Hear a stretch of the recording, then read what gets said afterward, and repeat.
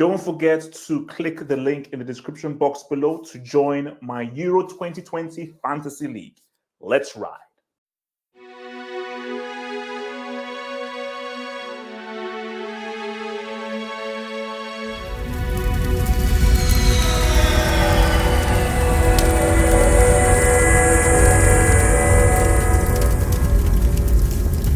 We're here, we're here, guys, we're here. It feels good to be here, guys. This is the first official Euros pre-match analysis, and I hope that you will hopefully enjoy what I hope is going to be a very interesting journey. And I think, you know what, I think is a great game to start off with, because I think this game represents two guys who I think could be dark horses and could surprise a lot of people.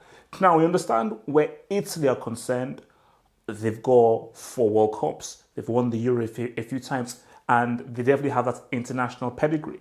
But I think Italy have suffered. Remember, these are guys who, for some strange reason, did not qualify for the 2018 World Cup, and who have really gone off the radar. And I think Mancini is pretty much trying to now redeem this team and bring them back to greatness that they once had. Where Turkey are concerned, this is a team who, again, really the last time that we saw them and say what's up was back in Euro 08, and before then was the 02 World Cup, where they reached the semi-finals. So, but coming into this, based on their record in qualifying and in games leading up to this, many people are saying as Turkey are a team that could surprise a lot of people, because I think a theme that's going to be riding throughout this tournament, I think, is this thing called pragmatism. I do believe that pragmatism may win the day. It's won it for Villarreal. It's won it for Chelsea. It could win the day here. So before we really talk about the dynamics of the game and how guys are going to approach, I want to just look at a few key players that I think are going to be very key. So first of all, I'm going to look at Barella. Now, Barella, I think, represents something new for Italy. The closest thing to Barella I can think of was Marchisio. You know, that's midfielder who could drive from midfield and really attack that final third. So they've not really had a player like this since Marchisio. But I think in Barella, who is young, I think he's 24, I think he's going to represent something very important for Italy. And I think in this game, specifically when you assume that Turkey are going to sit back and give Italy the ball, how Barella used the ball, his decision-making, the passes that he makes, and how he can somehow try to find the space, specifically if there's a transition that opens up, and specifically if there is a counter, Barella is going to be very key for that as well. And I think, you know, this is his first international tournament, and I think he wants to really start off with a bang. But I think in this game where Italy will have possession and be the aggressor, Barella is going to be key. Now, there's going to be a decision here whether Italy will roll with Verratti, the dude from Sassuolo, or Chiesa. I would roll with Chiesa. I have been very impressed with Chiesa. This shows you how old I am. I remember when his dad used to play for Parma and was a strike partner with Crespo back in the late 90s. That's how old I am. So for little mini Chiesa, I think he should start this game. This is, if you're going to be playing a team that sits back and you're not having to force the issue, there is something about Chiesa that just screams clutch for me. There is something about this kid that just says, when money time comes, he's going to cash that check. The amount of time to come up with huge, important goals for Juventus, the goal against FC Porto in the CL second leg, the goal against Atalanta in the Coppa Italia. He keeps on riding through, and I think in a game like this, his movements, his intelligence, his awareness, and how he can maybe just find that spot that nobody else can see, I think is going to be very key. So for me, I think I would start him in the game.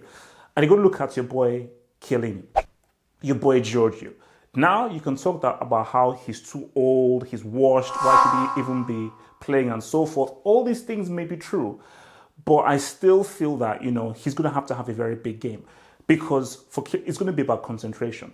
And I think his concentration levels are going to be key, because Turkey are a team that will sit back without, you knowing, pounds, because this could be 1-0 merchants who will try and 1-0 their way through the game. So Chiellini's leadership of the defense and his understanding is going to be key.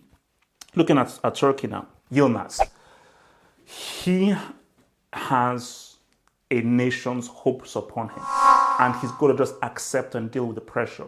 He was one of Lille's most key players, helping them to an incredible Liga 1 title. So coming into this, he'll be very important because the name of the game is defense, pragmatism, compact, and counter. So because Turkey are a team who will not have a multitude of chances, every single chance counts. So even more so than not, Yilmaz has to be extremely clinical. So every chance he gets, he's going to treat it like his last chance. So he represents this striker, the main goal scoring threat, and the one solitary attacking target that the boys Turkey are going to give to. Cahlanoglou. I've always really liked this dude. Ever since his Leverkusen days and I'm moving to Milan, I've always liked him, and I've always felt that he's never really lived up to the kind of technical standards he has, because this guy has superb, amazing technique. The way in which he strikes the ball, the way he delivers the ball is great. And he's going to have a hugely important game in this. If it's the aggressors and Turkey looking for a counter, specifically if Italy have an overload on, how he uses the ball, how he utilizes the ball in space is going to be very important, because if he makes that key pass to Yilmaz, Turkey could be in and Turkey could say what's up. So Cahlanoglou is going to be very key for the counter. So looking at approaches in the game, and I think it's good that I had both Turkey and Italy experts here, because I think I already know how the game is going to go. So there is nothing about approaches. Italy will have most of the possession and will be looking to break down Turkey. Turkey will ensure to restrict the space for Italy, and then they will look to try to counter them. So for Italy, it's very important to maintain concentration levels, and they have to vary how they attack, because whenever you have games like this, aggressor against the counter puncher, with the aggressor, they have chance, they don't have to try to get chance after chance after chance. They lose focus, they get complacent, and that is where the counter-punching teams counter-attacks them. So I think it's going to be important that Italy vary their attack. They combine crosses with center play. And for me, I would roll with Belotti, because I think Immobile works best in a counter-attack and if you have space. In a team that restricts you space, you want to have a presence into the box, and you want to know, okay, if we're going to have through balls, let's have crosses into the box. So I think Belotti, with his presence and his height, I think will be better suited for this game to occupy Soyuncu than I think an Immobile, who is pretty much a non-entity within an aerial threat. So where Turkey are concerned, it's all about making it very difficult for Italy, inviting Italy on, because I'm trying to give Italy that false sense of dominance by giving them the ball and allowing them possession. And for Turkey, it's about breaking. Finding the moments, break well, break hard, break intelligently, and try to find the Yilmaz. But again, I think what the Turkey coach will be stressing is use the ball well, use the ball intelligently, and when you have that pass, ensure you make that right pass. So for Turkey, I think they will start with the defense. Give Italy no space and try and restrict them to 1v1s away from the box. Invite crosses into the box, and I think specifically if Immobile does start, I think for Turkey, they'll be fine with that. They'll be fine with Immobile starting, because they will feel that, no, we can sort this dude out, we can get him through. So for Turkey, it's about how do they counter and picking their moments, because especially if Italy are going to throw guys forward, it's not time for Turkey to be like, aha, let's not get the ball to Cahlanoglou, hit the ball out wide, or if Yilmaz is make the run, get that through ball over to Yilmaz 1v1 against Donnarumma, let's live.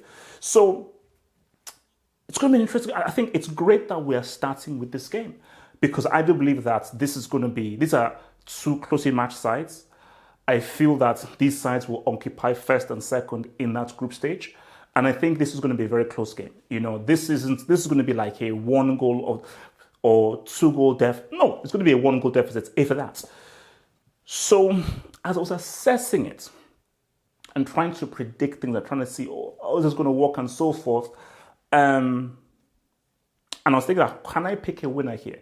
Italy, man for man, are the better side. They have the better players, they're overall the better team, and they're coming in with a great record. But for me, I am not sure whether Italy can have the players or the personnel to breach Turkey several times. I think they can breach them once. I'm not sure whether they can breach them twice or 3 times.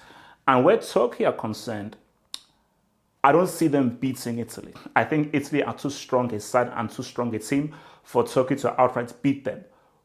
but I think Turkey can get a G. I think they can get a G. So because of that, I was thinking long and hard. I do feel that this is going to be a 1-1. I think these guys are going to share the points. It's going to be 1-1. And now it will now depend upon what they now do in their two other games with regards to fighting for top spot. Because I do see both of these sides finishing with 7 points. So therefore, it'll be down to goal difference for who finishes first and second. But yeah, I couldn't choose between the other side. Just looking at how they both play, looking at their players and so forth, I don't think a team can go out and win. I don't think a team can go out and lose. I think this will be a close game. I think this will be a tight game. This will not be an open game. It will be a very tight game. Very few chances, very tactical, very much like chess. And it's going to roll with a 1-1. So guys, man, we're here. We're riding through, man. Remember, if you're new, subscribe, join up for full-on, amazing, superb Euros coverage from your boy, HH, aka your boy Half Up Man. So without further ado, ski, all I have to say is let's ride, let's roll, let's live.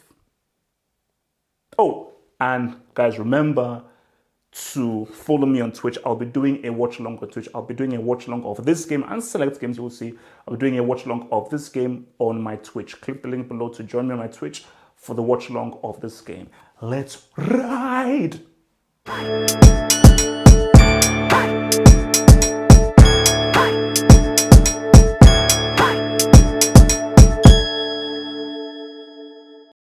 Don't forget to click the link in the description box below to join my Euro 2020 Fantasy League. Let's ride.